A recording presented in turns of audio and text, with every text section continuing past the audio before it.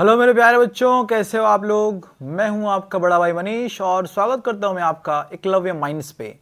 तो हमेशा की तरह आज फिर से हम लोग आ चुके हैं बहुत इंपॉर्टेंट क्वेश्चंस के लिए, जिसमें कि आज हम लोग क्लास 10th के इलेक्ट्रिसिटी का टॉप 50 एमसीक्यूज में पार्ट 2 में पहुंच चुके हैं। आज भी हमेशा की तरह हम लोग 10 मोस्ट इंपॉर्टेंट एमसीक्यूज करने वाले हैं।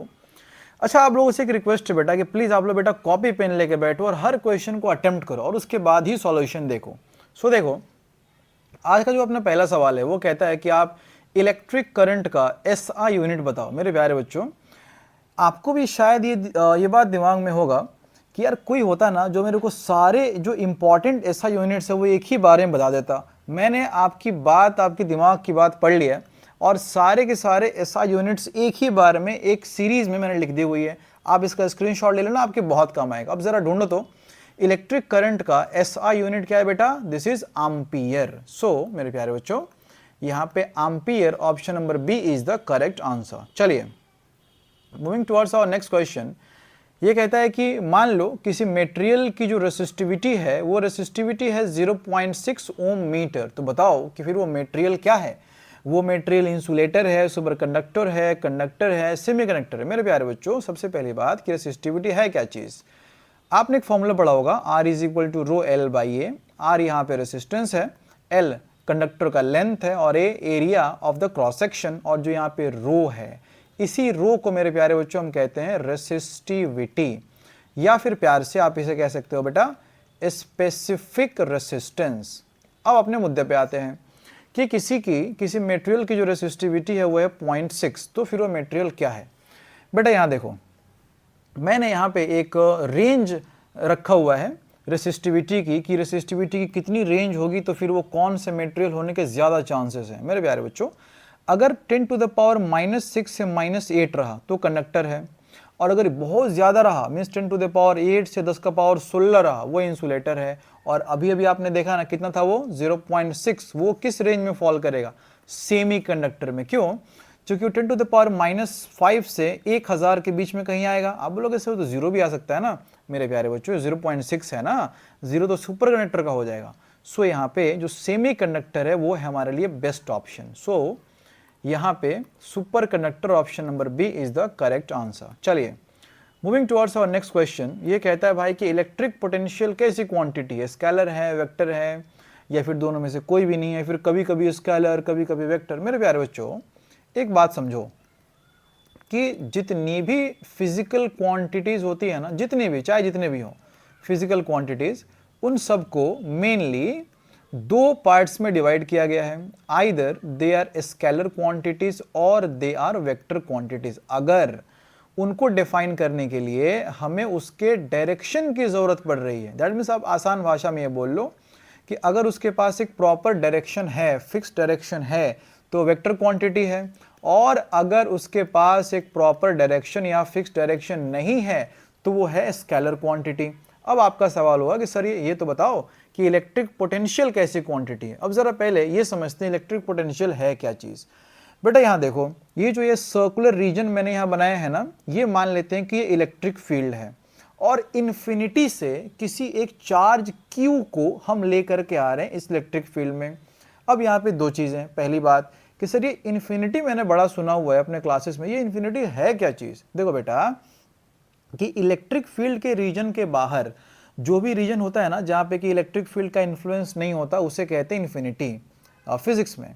और इन्फिनिटी से यहाँ से एक Q चार्ज को, यूनिट पॉजिटिव चार्ज को हम लेकर के आ रहे हैं इस इलेक्ट्रिक फील्ड में। जैसे ही बेटा इस इलेक्ट्रिक फील्ड में चार्ज एंटर करेगा ना, मान के चलो कि इस पॉजिटिव चार्ज को रिपेल करेगा और रिपेल करके दूर भगाएगा। बेटा इसके बावजूद हम ले करके तो इसको आ रहे हैं ना, तो इसके लिए हमें करना पड़ेगा वर्क, तभी जा करके इस पॉइंट P पे आ पाएगा। तो मेरे प्यारे बच्चों, हमें इन्फिनिटी से इस चार्ज को लाने में W मान लो वर्क करना पड़ा, तो W अपॉन Q यही है इस पॉइंट पे electric potential. So electric potential can be defined as the work done per unit positive charge. कहां से कहां तक लाने हैं बेटा, इन्फिनिटी से इस पॉइंट पे लाने में। अब जरा ध्यान से सुनो, वर्क भी स्केलर क्वांटिटी, चार्ज भी स्केलर क्वांटिटी, सो इलेक्ट्रिक पोटेंशियल कैसी क्वांटिटी, वो भी स्केलर क्वांटिटी। सो मेरे प्यारे बच्चों, यहाँ पे जो अपना सही ऑप्शन होगा वो होगा option number A, scalar quantity is the correct option. बेटा बड़ा ही खूबसूरत सवाल है ये, क्वेश्चन नंबर 4। मैं चाहूंगा कि आप एक बार जरा वीडियो पॉज करके क्वेश्चन को ट्राई करो, ठीक है बेटा? ट्राई कर लिया? चलो, हालांकि मेरे को मालूम है बेटा आपने ट्राई नहीं किया, आपको बहुत अच्छे से जानता हूं मैं। यहां देखो, चलो देखो, कह रहे कि a wire of resistance R1 is cut into 5 equal pieces. हमारे पास एक रेसिस्टेंस है, मान लो कि बेटा हमारे पास एक ऐसा रेसिस्टेंस है, इस रेसिस्टर का जो रेसिस्टेंस है वो है R1, कहता है उसे हमने 5 इक्वल पार्ट्स में हमने इसे कट कर दिया, 1 2 3 4 5। और कहता है कि जो ये छोटे छोटे जो बच गए ना बेटा, इन सबको हमने लगा दिया पैरेलल में। अब बताओ, मान लो कि इन पैरेलल का जो इक्विवेलेंट रेसिस्टेंस हो गया R2, सो आप बताओ कि R1 अपॉन R2 कितना होगा। अब जरा देखो बेटा, इस चीज को समझाने के लिए मैंने आपके लिए यहाँ पे एक डायग्राम लगा के रखा हुआ है। ये बड़ा वाला हमारे पास वायर है ना, मान लेते हैं कि ये हमारा ओरिजिनल रेसिस्टर है जिसकी रेसिस्टेंस है R1, और मान लो मेरे प्यारे बच्चों हमने इसे कट कर दिया सपोज ऐसे 5 पार्ट्स में। देखो 1 2 3 4 5। अब बताओ कि इसकी रेसिस्टेंस कितनी होगी? भाई जाहिर सी बात है, R is equal to rho L upon A. हमने मान लिया है कि इसकी रेसिस्टिविटी रो है, इसका लेंथ L है और इसका area of cross section A है। सो R1 हो गया रो L अपॉन A। अब इसी ने बोला बेटा कि इसको 5 पार्ट्स में कट किया गया। अब आप मेरे को खुद बताओ बेटा, इसको कट कर देने से क्या इसकी रेसिस्टिविटी बदलेगी? बिल्कुल नहीं बदलेगी बेटा। Resistivity is a property of the material, तो रेसिस्टिविटी तो रो की रो ही रहेगी। और एरिया ऑफ क्रॉस सेक्शन को फर्क तो पड़ा नहीं है, वो तो सारा का ए ही रहेगा, लेकिन लेंथ तो 5 पार्ट में कट गया ना, सो हर एक लेंथ हो जाएगा बेटा L/5। अब सवाल ये है कि इसमें से किसी एक का रेसिस्टेंस आ जाओ कैलकुलेट कर लेते हैं। मान लो कि हमने इसकी रेसिस्टेंस मान ली R डैश, इसका रेसिस्टेंस कितना होगा? वही फॉर्मूला रो L/A, तो रो ही रहेगा। L कितना हो जाएगा? L/5 और area of cross section A। सो मेरे प्यारे बच्चों it is 1/5 into rho L/, अरे ये क्या, रो L/A तो R1 था, इसका मतलब इट बिकम्स 1/5 इंटू R1, या आप इसको आसान भाषा में बोल लो R1/5। इसका मतलब कि हर एक जो रेसिस्टर छोटे छोटे पार्ट में कट गया, इसकी रेसिस्टेंस है R1/5। बट क्या क्वेश्चन में हमसे ये पूछा गया था? नहीं। क्वेश्चन ने क्या पूछा था बेटा? क्वेश्चन ने पूछा था कि बताओ R1 अपॉन R2 कितना है। अब सवाल ये कि सर ये R2 क्या है? अरे बेटा अभी तो मैंने आपको बताया कि जब इन सबको पैरेलल में कनेक्ट करोगे ना, यहां देखो बेटा मैंने क्या बताया, यहां पे जब इसको पैरेलल में कनेक्ट करोगे तो इसके बाद जो इक्विवेलेंट आएगा वो है R2। तो सर आप एक बात बताओ, आप इसको पैरेलल में कनेक्ट कर लो, ये R1/5 सबको, इन सबको करो पैरेलल में कनेक्ट। यहां देखो मैंने किया हुआ है बेटा, यहां देखो तो जितने भी R1/5 है इसे मैंने लगा दिया यहां पे पैरेलल में। अब सवाल ये कि सर ये बताओ कि इसका इक्विवेलेंट रेसिस्टेंस जो आएगा R2 वो कितना होगा। अब यहां मेरी बात बड़े गौर से सुनना कि कभी भी पैरेलल कॉम्बिनेशन में, मैं आपको छोटा सा ट्रिक बता रहा हूं, कभी भी पैरेलल कॉम्बिनेशन में अगर सेम रेसिस्टर को कई बार लगा दिया गया, फॉर एन एग्जांपल मान लो कि हमारे पास 5 रेसिस्टर्स हैं 20 ओम के, और हमने इसे बेटा लगा दिए पैरेलल में, और आपसे कोई पूछे कि इसका इक्विवेलेंट बताओ, बहुत सिंपल तरीका है। कितना था? 20। ऐसे ऐसे कितना लगाया आपने? 5 से डिवाइड करो, ये आ गया 4 ओम, डायरेक्ट आंसर। मान लो एक और एग्जांपल, हमारे पास 100 ओम के, जस्ट सपोज कि हमारे पास 4 रेसिस्टर्स हैं 1 2 3 4, और हमने इनको लगा दिया पैरेलल में, और हमसे कोई बोले कि इसका इक्विवेलेंट रेसिस्टेंस बताओ पैरेलल में कितना हो जाएगा। सिंपली बोलो बेटा बताओ कितना हो जाएगा? 100/4, 4 से घटाओ कितना आ जाएगा? ये 25 ओम। तो यहां भी तो सेम केस है ना मेरे प्यारे बच्चों। यहां क्या है बताओ? यहां पे R1/5 है, ऐसे ऐसे कितने रेसिस्टर्स को लगाया गया पैरेलल में? 5। तो जो R2 होगा या resistance, equivalent resistance in parallel होगा, वो कितना हो जाएगा? R1/5 डिवाइडेड बाई 5, मतलब कि ये हो जाएगा R1/25। बट क्वेश्चन में क्या हमसे ये R2 पूछा गया था? जी नहीं। क्वेश्चन ने हमसे पूछा था कि सर ये बताओ कि R1/R2 कितना होगा। तो बताओ फिर, R1 तो R1 है, और R2 कितना है मेरे प्यारे बच्चों? R2 है R1/25। R1 मर गया, 25 चला गया ऊपर, सो 25 इज आवर करेक्ट आंसर। सो मेरे प्यारे बच्चों यहाँ पे जो ऑप्शन नंबर डी है 25, it is our correct answer. चलिए moving towards our next question. बड़ा ही खूबसूरत सवाल है बेटा, बहुत अच्छा सवाल है, बहुत कॉन्सेप्चुअल सवाल है ये कहता है कि कॉन्वेंशनली जो इलेक्ट्रिक करंट के फ्लो का डायरेक्शन है वो क्या माना गया है। अब मैं आपको पहले समझाता हूं इसको बहुत डिटेल्स में। यहां देखो बिल्कुल पेशेंस के साथ, शांति के साथ बैठ जाओ, आराम से समझेंगे। बेटा मेरे पास देखो, यहाँ पे मेरे पास ना ऑप्शन है कि सीधे मैं यहाँ से टिक लगा दूं और आगे बढ़ जाऊं, बट मैं चूज करता हूं कि बच्चों को जरा डिटेल्स में समझाऊं। ठीक है बेटा, यहाँ देखो बड़े गौर से, मान लो बेटा कि हमारे पास ये एक वायर है प्यारा सा, और हमने इसे कनेक्ट कर दिया है एक बैटरी से। अब पहला तो सवाल ये है कि सर ये बताओ कि इसमें करंट फ्लो क्यों कर रहा है। अब मेरी बात को बड़े गौर से सुनना मेरे प्यारे बच्चों, आमतौर पे जितने भी मेटल्स होते हैं ना, उनके पास होते हैं फ्री इलेक्ट्रॉन्स। अब आप बोलोगे कि सर ये फ्री इलेक्ट्रॉन क्या चीज़ है सर, बड़े गौर से सुने। यहाँ पे देखो, मान लो हमारे पास ये आयरन का एक मेटल है मान लो, और बहुत सारे ऐसे ऐसे आयरन के एटम्स प्रेजेंट हैं, और आप तो जानते ही हो बेटा कि अगर एटम्स हैं तो उनमें इलेक्ट्रॉन्स होंगे, प्रोटॉन्स होंगे, न्यूट्रॉन्स होंगे, जाहिर सी बात है। लेकिन जो इलेक्ट्रॉन है वो होता है बाहर। और मेटल्स में खास बात क्या है ना बेटा, कि इलेक्ट्रॉन्स बिल्कुल आवारागर्दी करते रहते हैं, मतलब कि सारे के सारे इलेक्ट्रॉन, मतलब कि सबसे जो बाहर वाले हैं, हो सकता है एक कभी दो, ये बाहर वाले इलेक्ट्रॉन्स ऐसे निकल जाते हैं बाहर, और जहां तहां इसी इंटरस्टिशियल स्पेस में से रैंडमली मूव करते रहते हैं, मतलब जहां तहां मूव करते रहेंगे रैंडमली। तभी एक शातिर आता है बैटरी। देखो बेटा, ये बैटरी, यहां देखो, ये एकदम शातिर दिमाग का बैटरी, और ये बोलता है कि भाई इलेक्ट्रॉन तुम क्या कर रहे हो, जो तुम जहां तहां वहां मूव कर रहे हो, क्या तुम्हें मिल रहा है उससे? एक काम करो, मैं ना इस वायर में से इलेक्ट्रिक फील्ड लगा दे रहा हूं और तुम मेरे तरफ आओ। ये है बैटरी का पॉजिटिव टर्मिनल, ये है बैटरी का नेगेटिव टर्मिनल।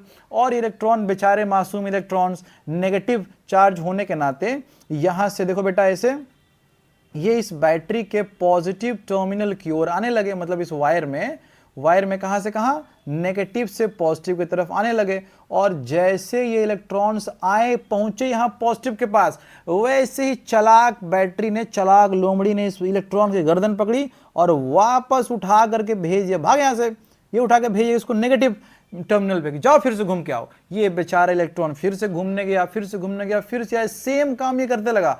यही वजह है कि एक वायर में इलेक्ट्रॉन फ्लो करता है, और ये लगातार तब तक फ्लो करता रहेगा जब तक कि हमारा ये बैटरी डिस्चार्ज ना हो जाए। जब डिस्चार्ज हो जाएगा तो उसके बाद ये फ्लो करना बंद कर देंगे, फिर ये लगातार बिल्कुल पिछली बार की तरह रैंडम मोशन करने लगेंगे। तो अब तक मेरे ख्याल से आप ये कॉन्सेप्ट अपने दिमाग में बना चुके होंगे कि इलेक्ट्रॉन्स जो है नेगेटिव टर्मिनल से पॉजिटिव टर्मिनल में एक वायर में फ्लो करते हैं। इसका मतलब यह है कि इलेक्ट्रिक करंट का डायरेक्शन भी सर यही होगा। लेकिन मेरे प्यारे बच्चों, यू विल बी सरप्राइज्ड कि ऐसा नहीं होता है। पता है क्यों बेटा? क्योंकि शुरू में जब इलेक्ट्रॉन्स की डिस्कवरी नहीं हुई थी ना, तो लोग मान के चलते थे कि जो इलेक्ट्रिक करंट है वो पॉजिटिव चार्ज के फ्लो करने के वजह से होता है। तो वो लोगों ने मान लिया कि जिस तरह पॉजिटिव चार्ज फ्लो करेगा हम मान लेंगे कि उसी डायरेक्शन में इलेक्ट्रिक करंट भी फ्लो कर रहा है। लेकिन बाद में पता चला कि अच्छा, ये तो नेगेटिव चार्ज के फ्लो करने की वजह से एक वायर में इलेक्ट्रिक करंट आता है। तो फिर बोला गया कि इसका मतलब एक काम करते हैं ना, उल्टा कर देते हैं इसको। अब कन्वेंशन है, क्या कन्वेंशन हम लोग पलटने जाएं, तो एक काम करते हैं, अगर इलेक्ट्रॉन मान लो कि नेगेटिव से पॉजिटिव फ्लो करता है, तो हम मान लेते हैं बेटा कि जो इलेक्ट्रिक करंट है ना, ये फ्लो करता है from positive terminal to negative terminal. तो इसका मतलब ये हो गया कि एक वायर में जो इलेक्ट्रिक करंट है वो पॉजिटिव टर्मिनल से नेगेटिव टर्मिनल फ्लो करेगा। बट सवाल ये नहीं था, सवाल ये था कि कन्वेंशनली इलेक्ट्रिक करंट के डायरेक्शन को किस चार्ज के फ्लो के डायरेक्शन में मानते हैं। तो कौन चार्ज है बेटा? वो है पॉजिटिव चार्ज। अब देखो, आपको ऑप्शन मिल चुका होगा बेटा कि conventionally the direction of electric current is taken as direction of flow of positive charge. So option number D is our correct answer. चलो बेटा, क्वेश्चन नंबर 6 पे हम लोग पहुंच चुके हैं। सवाल यह है कि एक इलेक्ट्रिक सर्किट में आप मीटर को कैसे कनेक्ट करोगे। मेरे प्यारे बच्चों, यहां पे आपको समझना पड़ेगा दो डिवाइसेस, एक होता है बेटा आर्म मीटर और एक होता है वोल्ट मीटर। इन दोनों के बारे में तीन पॉइंट्स अपने जहन में अच्छे से बिठा लो। कोई आपको रात में मान लो कि 2 बजे अचानक 2 थप्पड़ मार के उठाए, बोले कि बताओ तीनों पॉइंट्स, आपको तुरंत याद आने चाहिए, इतने अच्छे से याद रखो। सुनो ध्यान से। आर्म मीटर हमेशा मेजर करता है एक इलेक्ट्रिक सर्किट में इलेक्ट्रिक करंट को, और वोल्ट मीटर मेजर करता है इलेक्ट्रिक पोटेंशियल डिफरेंस को। ये रही पहली बात। दूसरी बात, ammeter is a very low resistance device and voltmeter is a very high resistance device। और तीसरी और सबसे इंपॉर्टेंट बात, ammeter को आप हमेशा कनेक्ट करते हैं सीरीज में और वोल्ट मीटर को आप हमेशा कनेक्ट करते हैं पैरेलल में। सो यहाँ पे क्या हो जाएगा बेटा अमीटर के बारे में, कि ammeter is always connected in series. तो बिल्कुल मेरे प्यारे बच्चों, मेरी एक बुरी आदत है, मैं चीज़ों को काफ़ी एक्सप्लेन करने की कोशिश करता हूँ ताकि बात आपके दिमाग में अच्छे से बैठे। तो आपका ये सवाल आएगा, सर क्यों इसे सीरीज में ही कनेक्ट करें? अगर उसे पैरेलल में मान लो सर हमने ऐसे कनेक्ट कर दिया तो क्या प्रॉब्लम हो जाएगी? मेरे प्यारे बच्चों आओ बताता हूँ प्रॉब्लम क्या होगी, ध्यान से सुनो। दो प्रॉब्लम्स होंगी, there is problem number 1 and problem number 2। कौन कौन सी, ध्यान से सुनो। पहली प्रॉब्लम तो ये है कि मान लो कि यहां से करंट चल रहा है, जस्ट सपोज कि 20 एम्पियर, मान लो बेटा कि 20 एम्पियर चल रहा है। अब यहां से अगर एमीटर आपने सीरीज में लगाया तो कितनी रीडिंग देगा? ये जाहिर सी बात है 20 एम्पियर रीडिंग देगा। लेकिन अगर बेटा आपने इसको लगा दिया पैरेलल में, तो ऐसे केस में हो सकता है कि यहां जाए 1 एम्पियर और यहां चला जाए 19 एम्पियर। अब बताओ, तो रीडिंग देनी थी इसको 20 और रीडिंग दे रहा है वो 19। तो प्रॉब्लम नंबर 1। प्रॉब्लम नंबर 2, मैंने अभी क्या बताया आपको कि ammeter is a very low resistance device. अगर आपने इसको पैरेलल में लगा दिया ना बेटा, तो ये पूरे के पूरे सर्किट का जो रेसिस्टेंस है उसका बेड़ा गर्क कर देगा, मतलब कि पूरा का पूरा रेसिस्टेंस ही घटा देगा। और जैसे रेसिस्टेंस घटेगा ना, इस पूरे सर्किट में करंट हो जाएगी बहुत ज्यादा। और इतने ज्यादा करंट की वजह से जब इतना हाई करंट इस एमीटर से फ्लो करेगा, ये एमीटर उड़ जाएगा, मतलब कि जल जाएगा वो। इसी वजह से, यही कारण है जिस वजह से बेटा हम कभी एमीटर को पैरेलल में नहीं लगा सकते, हम इसे लगाते हैं मेरे प्यारे बच्चों सीरीज में। So option number A is our correct answer. चलिए moving towards our next question. ये भी बड़ा ही खूबसूरत सवाल है और आपने बचपन से पढ़ा भी होगा। सवाल ये है कि जो इनकैंडेसेंट बल्ब्स होते हैं या लैंप्स होते हैं, उनके फिलामेंट्स किस चीज के बनाए जाते हैं? मेरे प्यारे बच्चों आप सब जानते हो ऑलरेडी कि वो बनाए जाते हैं टंगस्टन के। लेकिन हो सकता है बेटा आप में से कोई बहुत वीआईपी लोग हो, उनको ना पता हो कि भाई ये इनकैंडेसेंट लैंप क्या है, ये फिलामेंट क्या है। तो आपके लिए आइए, मैंने यहाँ पे एक इनकैंडेसेंट बल्ब लगाया हुआ। आप बोलेंगे अच्छा सर ये तो जानता हूँ मैं, ये एक बल्ब है, ये आपने देखा होगा जरूर 100 वाट का बल्ब आपके घर में होता होगा। यहाँ पे एक सवाल है कि what do we mean by incandescent bulb? बेटा इनकैंडेसेंट बल्ब का मतलब है कि अगर आपने उसे हीट किया, काफी हीट किया, तो वो ग्लो करेगा, और ग्लो करने की वजह से मेरे प्यारे बच्चों वो प्रोड्यूस करेगा लाइट, और यही लाइट इस बल्ब से निकलेगी। लेकिन आपको बेटा नहीं लगता ऐसा कि इतनी ज्यादा लाइट निकलने के लिए इसको हीट भी करना पड़ेगा बहुत ज्यादा? और इतना ज्यादा हीट कैसे होगा? ये सिर्फ तभी होगा जब इसकी रेसिस्टेंस होगी ज्यादा। सर ये कैसे? बेटा फॉर्मूला याद करो, H is equal to I square R T. अगर R ज्यादा तो हीटिंग इफेक्ट ज्यादा। अच्छा सर इसका मतलब कि इसको रेसिस्टेंस इसकी ज्यादा होनी चाहिए। सर इसके लिए क्या करना पड़ेगा? देखो बेटा इसके लिए आपको क्या करना पड़ेगा, फॉर्मूला याद करो, R is equal to rho L upon A. अगर आप चाहते हैं कि रेसिस्टेंस ज्यादा हो तो रेसिस्टिविटी ज्यादा रखो, लेंथ ज्यादा रखो, और एरिया ऑफ क्रॉस सेक्शन कम से कम रखो। मेरे प्यारे बच्चों तीनों के तीनों चीजें फॉलो करी गई हैं। अभी मैंने बोला कि टंगस्टन इस्तेमाल किया गया, टंगस्टन। मेरे प्यारे बच्चों टंगस्टन की रेसिस्टिविटी मेटल्स में सबसे हाई होती है भाई साहब। और दूसरी बात लेंथ, बेटा फिलामेंट, ये देखो बेटा ये है फिलामेंट। अगर चाहते वो लोग तो फिलामेंट को ऐसे बना लेते, लेकिन नहीं बनाया ना। फिलामेंट कैसे बनाया? ऐसे ऐसे घुमा घुमा करके। क्यों? ताकि लेंथ ज्यादा से ज्यादा हो सके, सो एल ज्यादा। और देखो फिलामेंट कितना पतला बनाया ना, मतलब कि एरिया ऑफ क्रॉस सेक्शन काफी कम रखा। इसका मतलब कि ये सब कुछ किया ही इसलिए गया ताकि इसकी रेसिस्टेंस ज्यादा से ज्यादा हो। ठीक है भाई, तो रेसिस्टेंस बहुत ज्यादा हो गया। अच्छा सर एक बात बताओ, इतना ज्यादा रेसिस्टेंस के लिए इतना काम तो किया गया, लेकिन सर अगर इतना ज्यादा रेसिस्टेंस होगा, इतना ज्यादा मान लो कि ऐसे हीट प्रोड्यूस होगा, सर ये मेल्ट नहीं करेगा? मेरे प्यारे बच्चों आपकी जानकारी के लिए बता दूं कि टंगस्टन की मेल्टिंग पॉइंट है 3422 डिग्री सेल्सियस। ये सबसे हाईएस्ट मेल्टिंग पॉइंट है किसी भी मेटल का।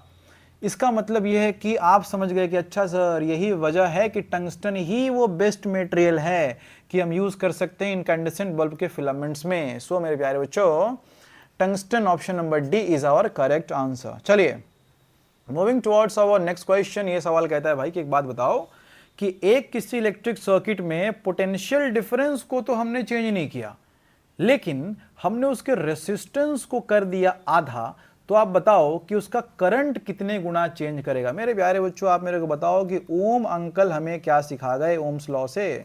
वो कह गए V is equal to I R ऐसे केस में मेरे प्यारे बच्चों आर क्या हो जाएगा, R is equal to V upon I. लेकिन क्वेश्चन ने बोला है कि v को तो रखना है कांस्टेंट। बेटा अगर v कांस्टेंट रहेगा तो r is inversely proportional to current. इसका मतलब कि अगर आपने रेसिस्टेंस को डबल किया तो करंट आधा, रेसिस्टेंस को जितने गुना बढ़ाओगे उतने गुना करंट घट जाएगा, या रेसिस्टेंस को जितने गुना घटाओगे करंट उतने गुना बढ़ जाएगा। तो ध्यान से देखो यहां पे इसने क्या बोला हुआ है, इसने बोला है कि द रेसिस्टेंस इज हाफ, मतलब कि रेसिस्टेंस को बेटा हमने कर दिया आधा। तो मेरे प्यारे बच्चों करंट कितना हो जाएगा, करंट हो जाएगा डबल। सो यहां बताओ बेटा ऑप्शन नंबर डी ये कह रहा है कि जो करंट है वो हो गया है double. So option number D is our correct answer. चलो बेटा moving towards our next question. ये क्वेश्चन कहता है भाई कि ओम्स लॉ, जो अभी हमने पढ़ा हम लोगों ने अभी, वो कहता है कि ओम्स लॉ किसके किसके बीच में रिलेशन देता है। मेरे प्यारे बच्चों एक बात बताओ, अभी अभी आपने पढ़ा v is equal to I R. अच्छा आपके दिमाग में एक सवाल आएगा, सर एक बात बताओ इतने सारे जो फॉर्मूले हैं वो हम कैसे याद रखें। अब कभी आप कोई फॉर्मूला यूज कर रहे हैं कभी कोई, तो आपकी सुविधा के लिए लो बेटा ये भी ले लो भाई साहब, जितने भी आपके इलेक्ट्रिसिटी चैप्टर में जितने फॉर्मूले आने वाले हैं मैंने सबको एक जगह लिख दिया हुआ, स्क्रीनशॉट ले लो आपके बहुत काम आएगा। चलो यहां आ जाओ बेटा, यहां देखो वापस। तो ओम्स लॉ कहता है v is equal to I R, यहां से r क्या हो जाएगा, r is equal to V upon I. और आप लोगों ने जरूर, मेरा भरोसा है कि आपने ऐसा ग्राफ देखा होगा v अपॉन आई, इसका स्लोप बताता है रेसिस्टेंस। इसका मतलब कि जो ओम्स लॉ है उसमें जो इलेक्ट्रिक पोटेंशियल डिफरेंस है और करंट है, इन्हीं की आपस में जो रिलेशनशिप है बताई जाती है। मतलब कि अगर पोटेंशियल डिफरेंस बढ़ा दिया गया तो करंट बढ़ जाएगा, इसको घटाया तो करंट घट जाएगा। सो यहाँ पे हो जाएगा बेटा ऑप्शन नंबर डी कि करंट एंड पोटेंशियल डिफरेंस। अच्छा आपके दिमाग में, आप में से जो बेटा थिंकिंग क्रिएचर्स होंगे उनके दिमाग में आएगा सर एक बात बताओ, चेंज तो आर भी कर सकता है, फिर इसको क्यों नहीं बोला गया कि इसके बीच में रिलेशन बता रहा है। अब जरा मेरी बात बड़े गौर से सुनो। मान लो बेटा कि हमारे पास ऐसे एक इलेक्ट्रिक सर्किट है और इस इलेक्ट्रिक सर्किट में एक रेसिस्टेंस हमने लगा दिया। अब सवाल ये है कि मान लो कि वोल्टेज भी सप्लाई किया तो करंट आई फ्लो करेगा। बेटा अगर एक बार आपने कोई रेसिस्टेंस लगा दिया तो जब तक आप यहाँ पे मटेरियल नहीं चेंज करोगे, रेसिस्टेंस नहीं चेंज करेगा ना, वोल्टेज बढ़ा दोगे तो करंट बढ़ जाएगा, घटाओगे तो करंट घट जाएगा। यही वजह है कि बोला गया कि electric current and potential difference का आपस में रिलेशन बताता है, न कि रेसिस्टेंस का। चलो moving towards our last question मेरे प्यारे बच्चों। क्वेश्चन कहता है कि the rate of flow of charge is known as, बहुत सिंपल सवाल है यार, आपने पढ़ा भी होगा, I is equal to Q upon T। So electric current is defined as the rate of flow of charge, जहां पे Q क्या है मेरे प्यारे बच्चों, Q है इलेक्ट्रिक चार्ज और T क्या है बेटा, time interval for which the charge is being flown. तो I is equal to Q by T, ठीक है बेटा। सो यहां पे हो जाएगा electric current, option number C is our correct answer. चलिए बेटा, सो उम्मीद है बेटा आपको ये लेक्चर पसंद आया होगा, कुछ आपको सीखने को मिला होगा। तो ऐसे ही लेक्चर के साथ मिलते हैं नेक्स्ट क्लास में। सो अभी चलते हैं, फिर लौट के मिलते हैं।